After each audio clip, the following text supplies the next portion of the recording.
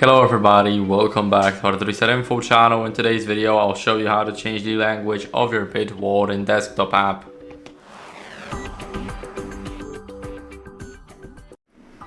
So first let's head over to File, now go to Settings, and here in the settings let's hide the security and preferences.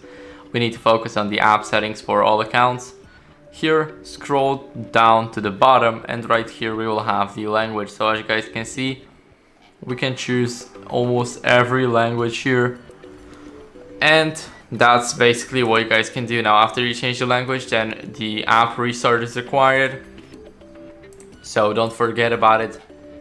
And that's basically how you guys can change it. So I hope this video helped you. If it did, then leave a like, sub, and a comment, and I'll see you in the next one.